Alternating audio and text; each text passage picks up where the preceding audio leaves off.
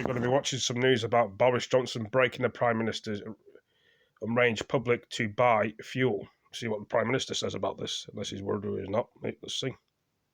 He put his point across and see if he can help us all. First of all, how much I sympathise with people who've been worried about their journeys, worried about whether they'll be able to use their cars in the normal way to see 176 deaths today in the UK, coronavirus. I know how frustrating and infuriating it must have been to worry about.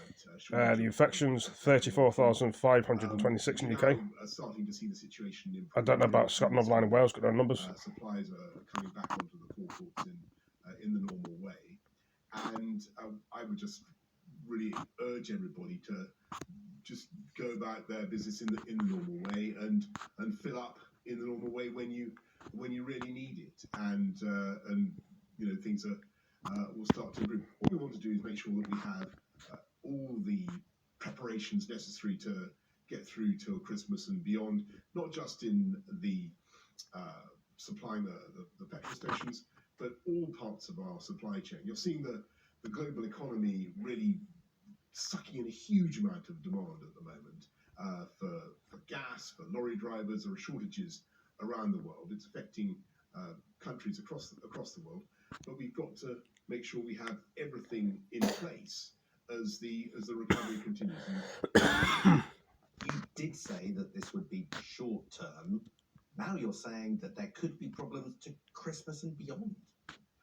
Well, I don't want you to put words into my mouth here. So we want to make sure that as the economy continues to recover, as we continue to see things, global recoveries suck in demand of all kinds, whether for gas or for lorry drivers, that the UK is prepared, that we have a plan. That's why we've done what we've done on relaxing the competition rules and making sure that we have more drivers available should we need them.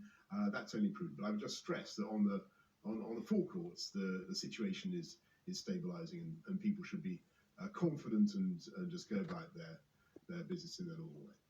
One of the most difficult aspects of this is seeing reports of doctors, of nurses, medics struggling to get fuel to go about their business. Isn't it right that they get a chance to jump the queue? I understand why people say that, but with the situation now stabilising, with things getting better on the forecourts, I think the best thing is if everybody we stabilise it in the normal way. Are all the solutions to the truck driver shortages in place now? Have you got any other contingencies in mind? Are you preparing for the potential that it gets worse?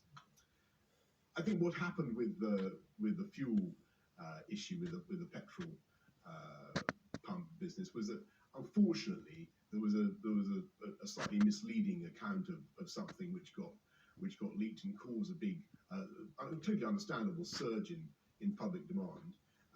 We think we can, the actual number of lorry drivers that were short in that particular sector isn't very big, but generally there is a shortage in that profession around the world, and what we want to see is an emphasis on high wage, a high skill, a high productivity approach to our economy. What I don't think people in this country want to do is fix all our problems with uncontrolled immigration again. We tried that for a long time, 20 years or so, perhaps longer, and in the end, people could see that it was leading to a low-wage, low-skill approach without enough investment in people or in equipment, in capital.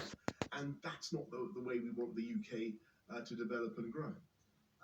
Shortages push up prices, inflation is up, energy costs up. People are going to be hard-pressed this autumn. For those worried about the cost of living, do you understand the pressures on families? Is there any signal that you can give that you're looking at that issue ahead of the autumn statement? Which is why we're emphasising so much what we've done on the living wage, making sure that we've increased that by a record amount. But while we're also, I'm pleased that after 10 years or more, 12, 13 years of wages flatlining, particularly for low-paid people, you're now starting to see an increase in wages. And I think people in this country do deserve to be paid decently. It's one of the things we fought for and campaigned for.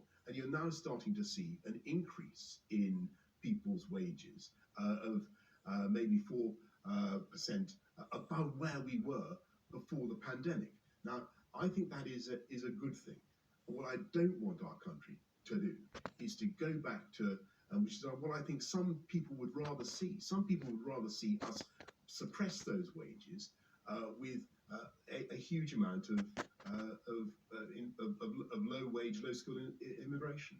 But then will government help for hard-pressed families in the coming weeks and months?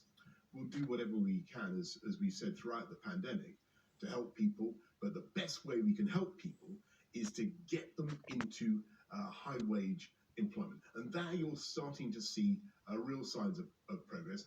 Our plan for jobs is working. You're seeing growth in employment, huge falls in unemployment. And as I say, you're seeing wages considerably above where they were before the pandemic. Prime Minister, you have to picture yourself. We've got a gas price hike, trucker shortages, food shortages, queues, the army on standby. You'd call this a crisis if anybody else was in Downing Street, wouldn't you? What we've got is a global economy that is recovering from what has been a once-in-a-century pandemic. And that has caused some particular shortages. I've mentioned a couple, HGV drivers and gas. And those shortages are a function of huge global demand. But we're meeting them. And what we have is all sorts of plans in place to make sure that as we go forward into the new year, that we have everything necessary to protect our supply chains and keep things moving. But as I said, what we're seeing now and what we're hearing now from industry is that the situation on the forecourts in our petrol stations is stabilising. Well, guys and girls, ladies and gentlemen, you think? Will it get worse? Will civil war come, or we're just daydreaming? Or will it get better? Anyway, thank you for joining me. Peace.